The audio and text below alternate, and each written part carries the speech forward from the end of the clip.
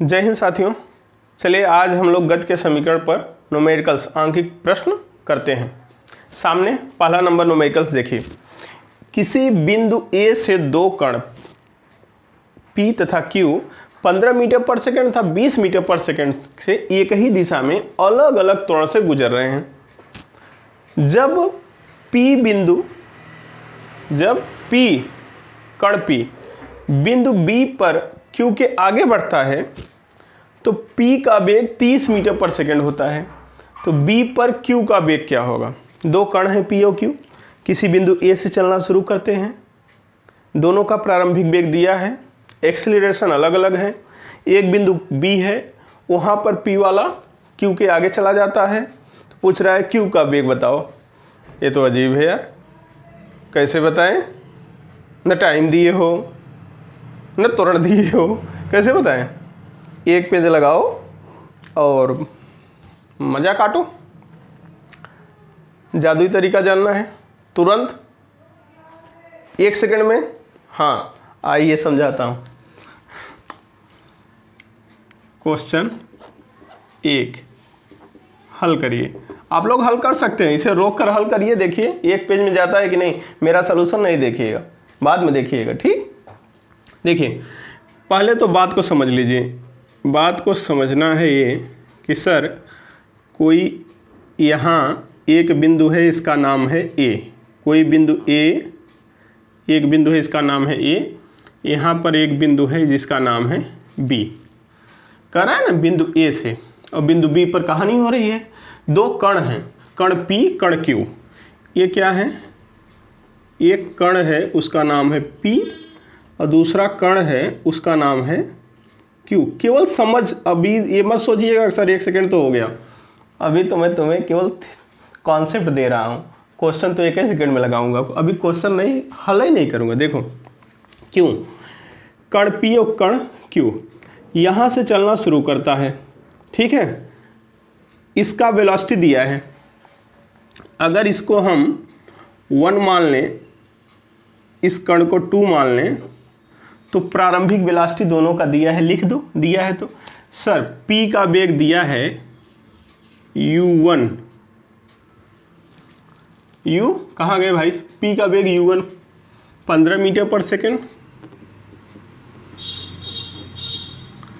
और Q का वेग u2 कितना है?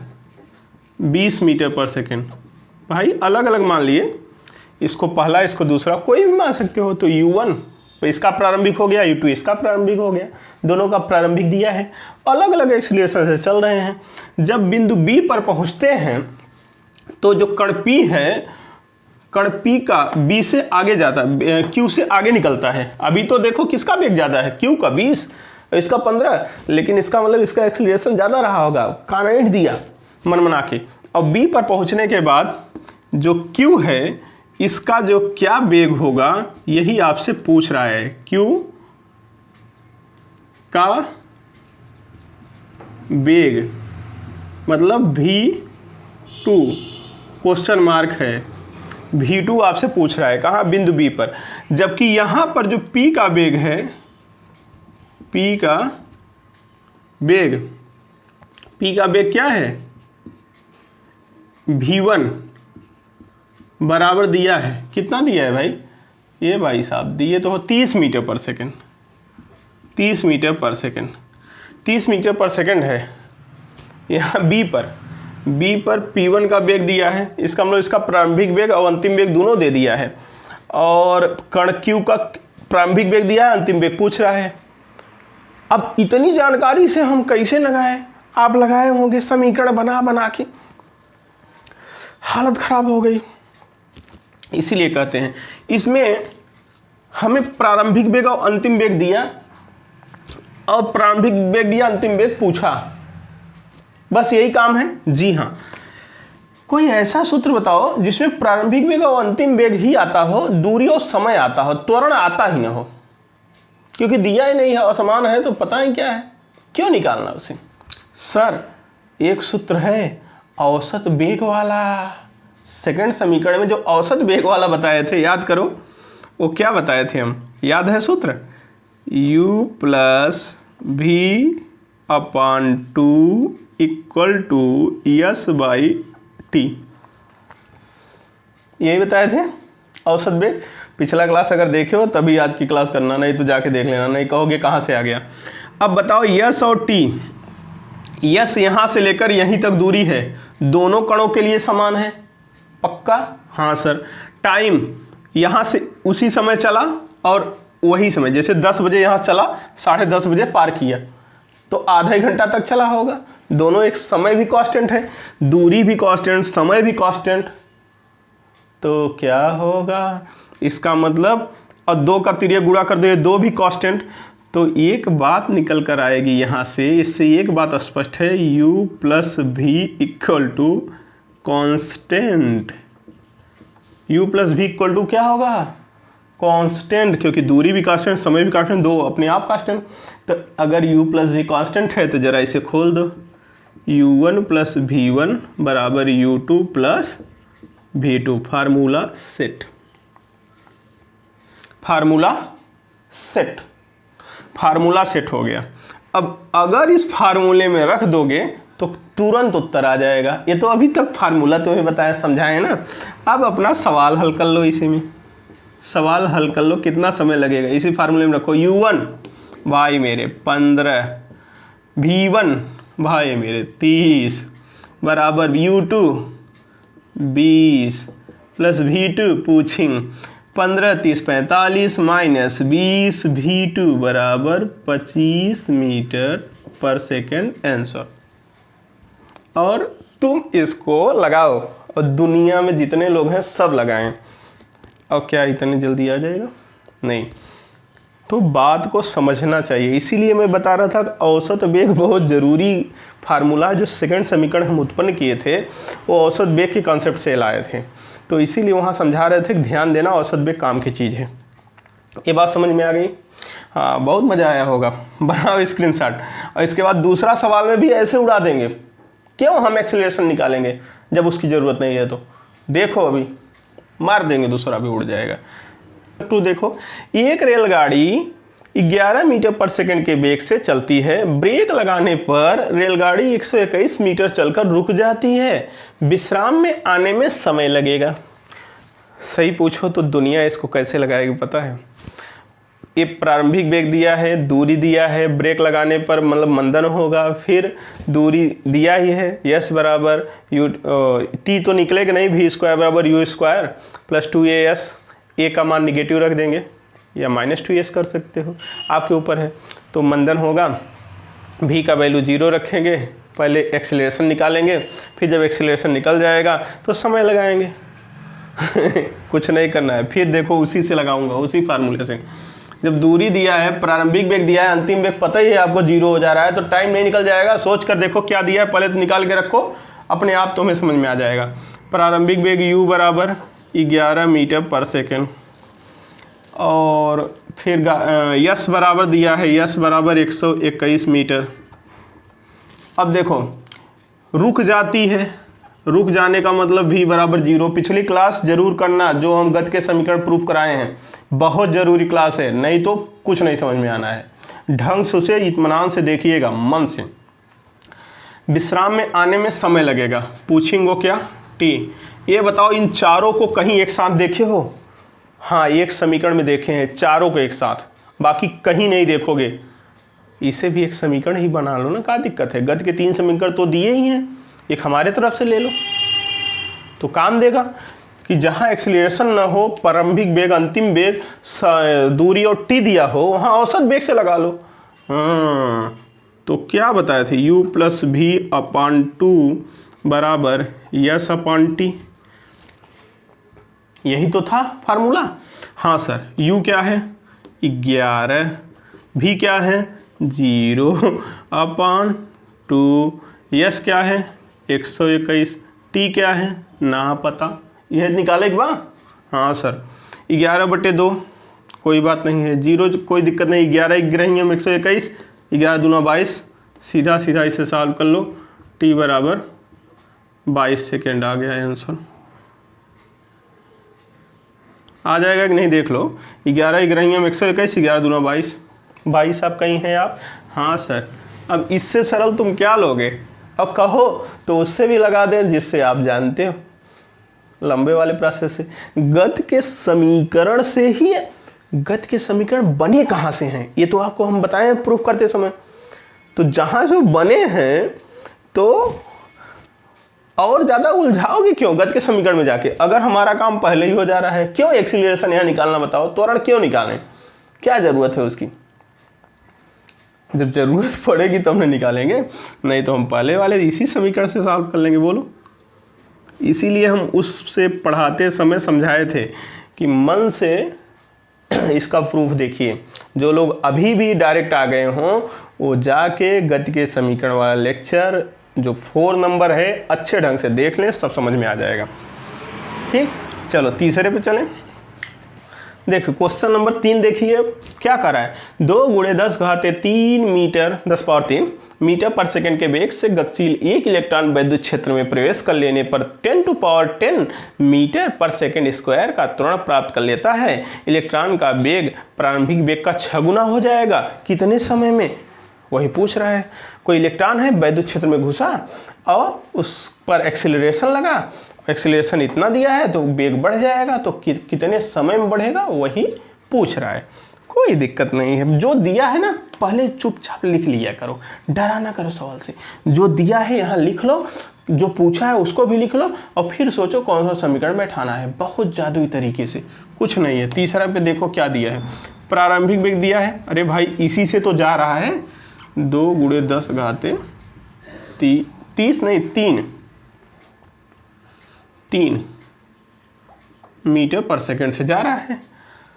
ठीक, इस पर एक्सीलरेशन दिया है, एक्सीलरेशन 10⁻10 मीटर पर सेकंड स्क्वायर दिया है। हाँ सर, त्वरण प्राप्त कर लेता है। इलेक्ट्रॉन का वेग, इसके बाद इलेक्ट्रॉन का वेग क्या हो जाता है? इलेक्ट्रॉन का वेग सर प्रारंभिक वेग का 6 गुना हो जाता है। 6 गुना इलेक्ट्रॉन का वेग प्रारंभिक वेग का 6 गुना। प्रारंभिक वेग क्या है?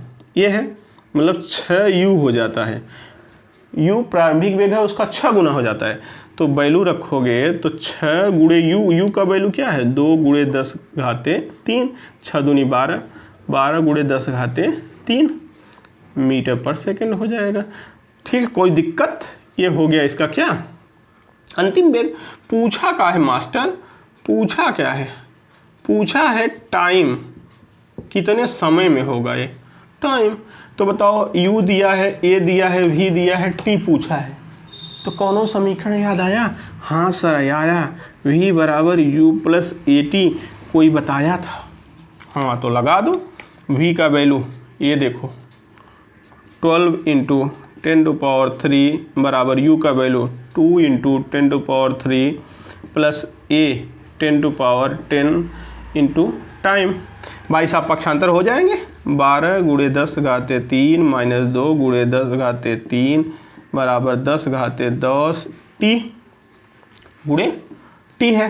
अब 12 में से 2 जाएगा, क्या हो जाएगा? 10 × 10⁻³ ये 10⁻10 का भाग हो जाएगा, 10⁻10 बराबर t। और 10⁻³ और 10 मतलब इसके पावर 1 है, 10⁻4 हो जाएगा। तो क्या आ जाएगा? तो t बराबर हम क्या लिख सकते हैं? 10⁻4 पहले से रहने दो और 10⁻10 ऊपर ले जाओ, 10⁻−10 हो जाएगा। बोलो हाँ या ना। अब क्या आ गया? 10⁻−6 सेकेंड आया कि नहीं? और 10⁻−6 क्या है? माइक्रो है कि नैनो है कि मिली? माइक्रो।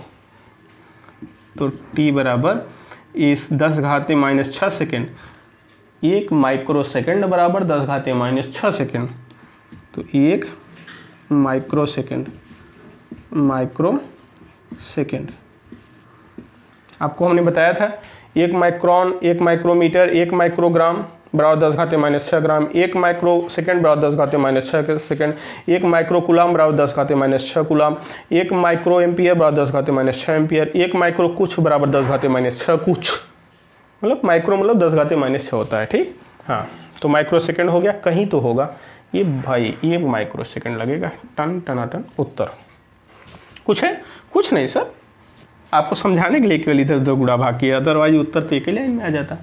ठीक है, अच्छा है, चले आगे।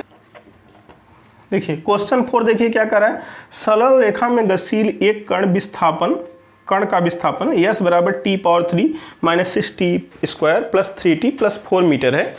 तो इस कण का वेग क्या होगा जबकि त्वरण शून्य है। देखिए विस्थापन दिया है, विस्थापन डिस्प्लेसमेंट दिया है, डिस्प्लेसमेंट यस बराबर क्या दिया है भाई, t power 3 minus 6t² plus 3t plus 4 metre दिया है। ठीक, कोई दिक्कत नहीं।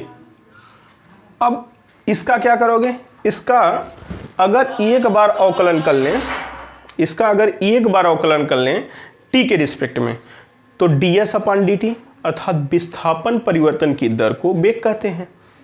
और अगर वेग को भी एक बार आप अवकलन कर देंगे, dv/dt कर देंगे, तो वेग परिवर्तन की दर को क्या कहेंगे, त्वरण कहेंगे। ठीक, तो कोई दिक्कत नहीं होगा। लगाएं, चलो देखते हैं क्या हो जाएगा। ds/dt एक बार अवकलन करो, d/dt अवकलन आना चाहिए, डिफरेंशिएशन आना चाहिए, नहीं तो नहीं होगा क्वेश्चन। इसीलिए यह क्वेश्चन मेडिकल लॉजिकल में पूछा जाता है, क्योंकि इंटर में आप डिफरेंशिएशन सीख जाते हैं, इंटीग्रेशन सीख जाते हैं। अगर आपको आगे बढ़ना है, डिस्प्लेसमेंट देकर, विस्थापन देकर एक्सीलरेशन तक जाना है, तो बस अवकलन करते जाइए। एक बार अवकलन करोगे वेग आएगा, क्योंकि ds/dt यही क्या होता है सर, वेग होता है, यही तो वेग होता है। और ये दो अगर इसका अवकलन फिर कर दोगे dv/dt तो त्वरण हो जाएगा। त्वरण दिया हो, विस्थापन तक आना हो, तो पहले वेग लाओगे, एक बार समाकलन कर दो, उल्टा कर दो, समाकलन कर दो, पीछे जाओगे। ठीक, तो चलो इसको लगा लें। कुछ नहीं है सर, इसका v का वैल्यू आ गया, v बराबर क्या हो जाएगा, अवकलन आता है, सबको आता है, हाँ आता होगा पक्का। तो 3t² माइनस 12t प्लस 3, ये हो गया अवकलन। इसका वेग आ गया इतना मीटर पर सेकेंड। लो भाई वेग आ गया। सर ये तो वेग है, कैसे निकालेंगे वेग, ऐसे रहेगा उत्तर, उत्तर तो ऐसा ये नहीं है, पूछा है वेग है, हाथ एक मंत्र दिया है, त्वरण शून्य है, तो त्वरण इसका निकाल के शून्य कर दो, तो dv/dt बराबर, एक बार और अवकलन करो इसका, d/dt हो जाएगा 3t² माइनस 12t प्लस 3, अर्थात दोनों तरफ t के रिस्पेक्ट में हम क्या कर रहे हैं, अवकलन करते हैं, dv/dt क्या हो जाएगा सर, इसी को तो एक्सीलरेशन कहते हैं बड़े बुजुर्ग लोग। हाँ, तो इसका मतलब एक्सीलरेशन आ जाएगा आपका, त्वरण आ जाएगा 3 दूनी 6, यही ना, देख लो, हाँ सर यही तो, 6 3 दूनी 6, क्या हो जाएगा 6t माइनस 12, 6t माइनस 12, बाकी कांस्टेंट 0 हो जाएगा। अब ये कह रहा है त्वरण 0 है, तो इसका मतलब a का वैल्यू 0 रख दो तो t का मान आ जाएगा।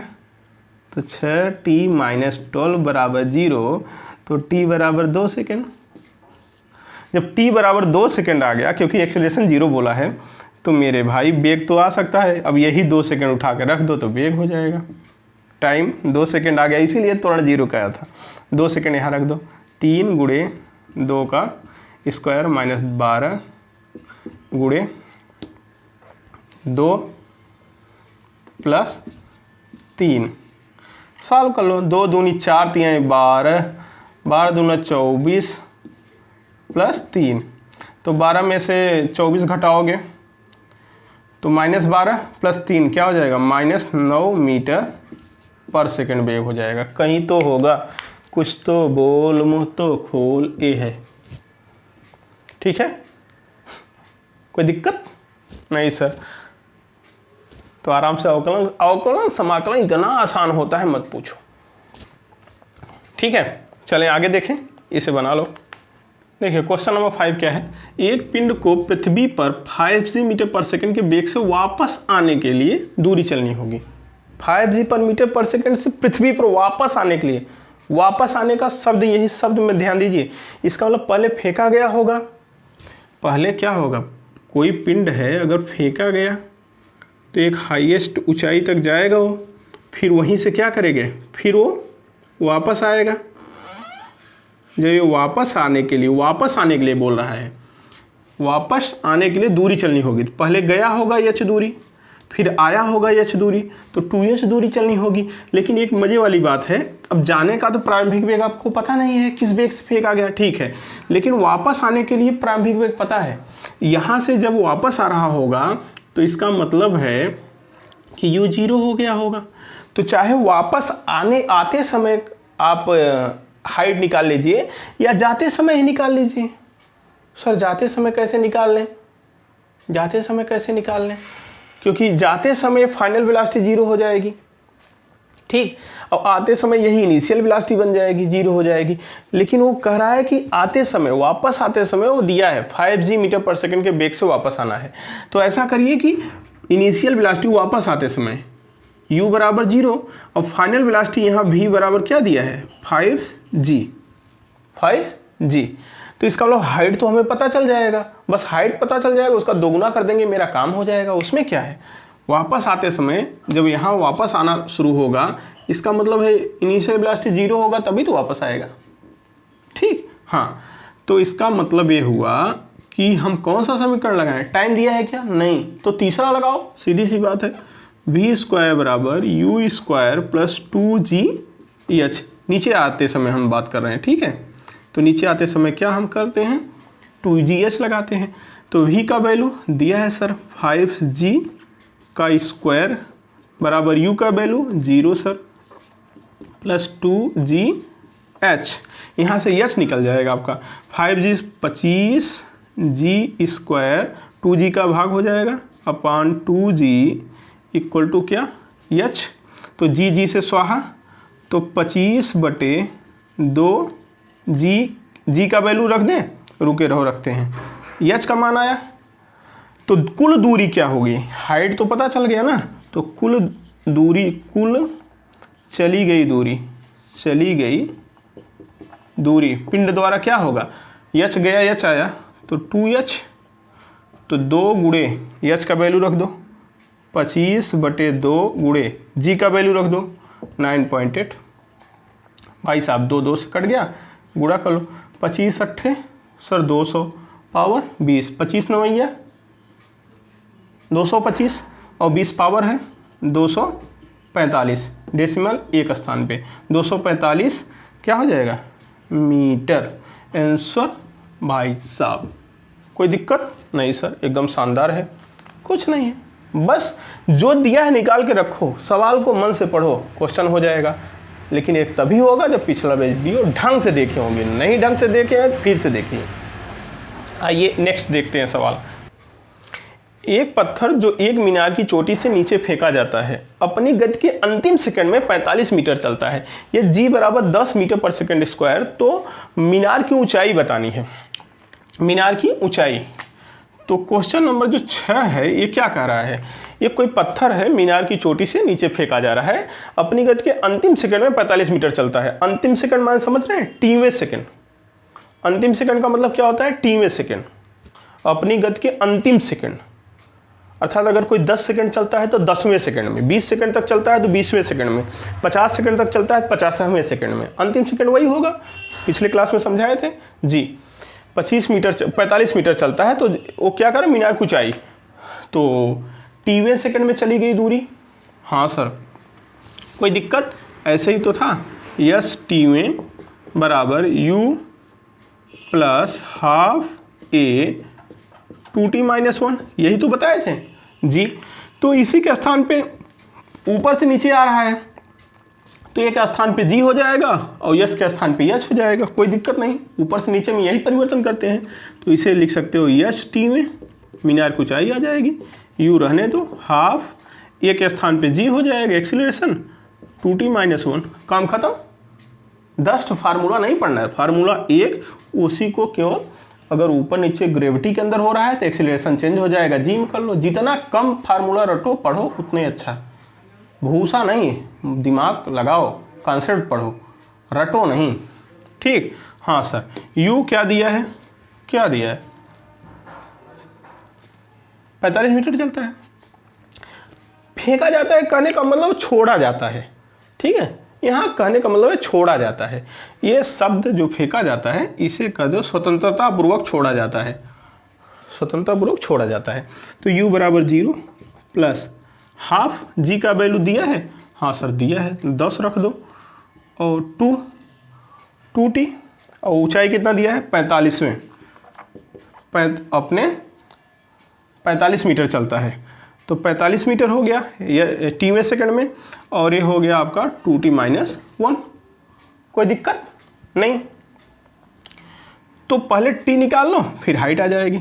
t चलो निकाल लें, तो 45 ये हो गया भाई साहब 5, तो 5 का अंदर ले चलो गुणा कर लो, 5 दूनी 10t - 5, 10t - 5, 5 भाई साहब आओ 50, t का वैल्यू क्या हो गया 10 का भाग करो 5 सेकेंड, t 5 सेकेंड, अर्थात 5वें सेकेंड में 45 जाता है, तो 5 सेकेंड में कितना जाएगा अंतिम सेकेंड, अंतिम सेकेंड माने 5 सेकेंड, अर्थात तो 5 सेकेंड तक गया, 5 सेकेंड अंतिम सेकेंड है वो, इसका मतलब कुल समय कितना है 5 सेकेंड, 5वां सेकेंड।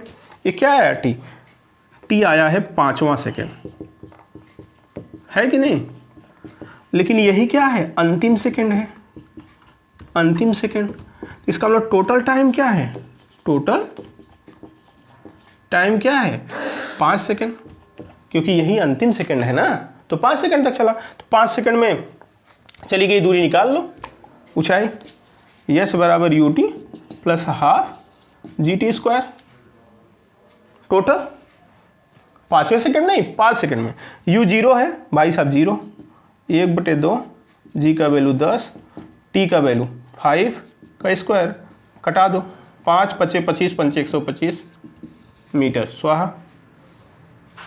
मतलब इससे क्या निकाल लिया, टाइम निकाल लिए और 125 मीटर यहाँ से आ गया, भाई साहब आ गए उत्तर, काम खत्म, कोई दिक्कत नहीं, बना लो।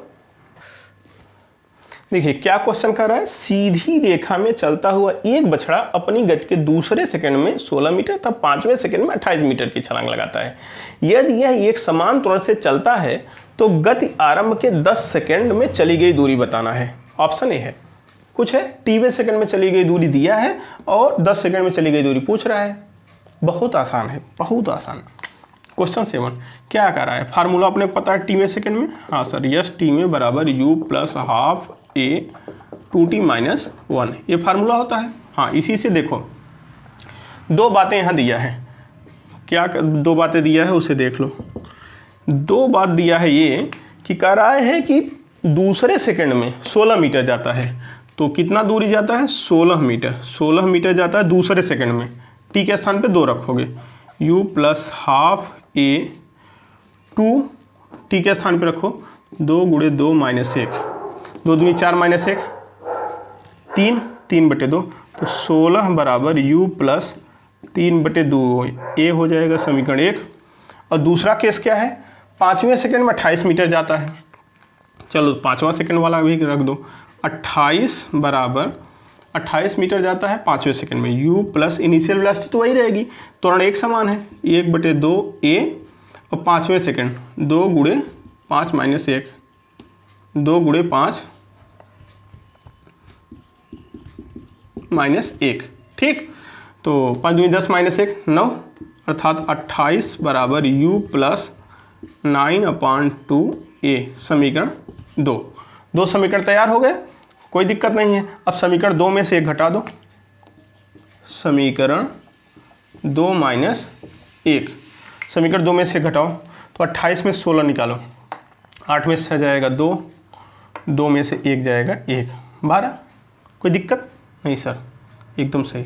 तो u में से u घट जाएगा, स्वाहा, 9/2 a - 3/2 ये, यही तो होगा, घटाओगे तो 9 में से 3 जाएगा 6, 6 में 2 का भाग करो तो ये आ जाएगा 3a, तो a का वैल्यू आ गया 4 मीटर पर सेकेंड। सर a आ गया, तो इसका मान उठा के किसी भी समीकरण में हम रख दें, चाहे यहाँ, तो हमें u आ जाएगा। तो उठा के रखो ना यहाँ, तो इसे रखो a के स्थान पे 4, तो 4 रखोगे तो क्या हो जाए, 2 दूनी 4, 2 3 6, 6 पक्षांतर कर दो, तो u बराबर तुम्हारा आ जाएगा 10 मीटर पर सेकेंड आ जाएगा कि नहीं? हाँ सर आ जाएगा।